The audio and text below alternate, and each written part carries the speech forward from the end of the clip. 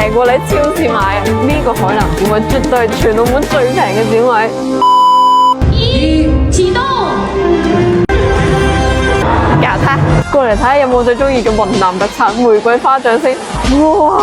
我係咪真係見多識廣呢？真係有玫瑰花醬㗎，又可以搽麵包，又可以沖水飲，仲可以整埋甜品添，先25蚊一支咋，平過你超市買啊！你哋飲啲普洱都唔正宗嘅，呢瓶即係雲南省普洱市出嘅普洱茶，40蚊一餅咋，平過你飲廢水啊！呢度仲有多雲南嘅非遺手工嘢，點啊？係咪好有特色啊？你知唔知湖北最出名嘅特產係乜嘢？係藕粉同埋黃豆糖。第一個出場黃豆糖。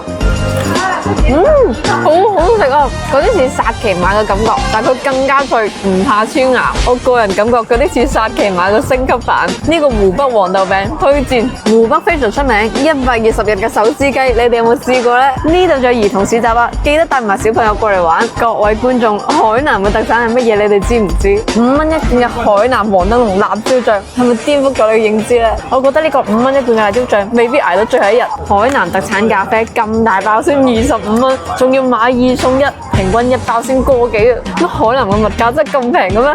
哇！你睇啲福建三花幾靚，我又想試下。呢度竟然有得免費玩 MR 混合現實嘅遊戲啊！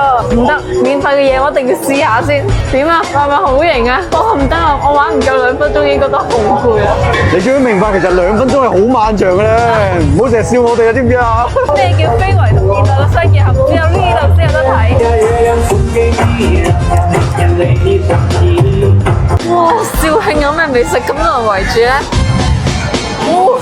超級好食，好食啊！呢個有冇人知道點解？佢雖然寫住無糖，但依然係甜嘅咯。佢有好多唔同嘅料，食落去嘅口感好豐富咯。相信我，試食完之後10個人撳住你，你都會買。呢個活動到23號就結束啦，每日3點鐘到9點鐘，記得唔好錯過啦。呢度有90幾個攤位，根本冇辦法一次過睇晒，只可以你哋下次過嚟自己探索一下。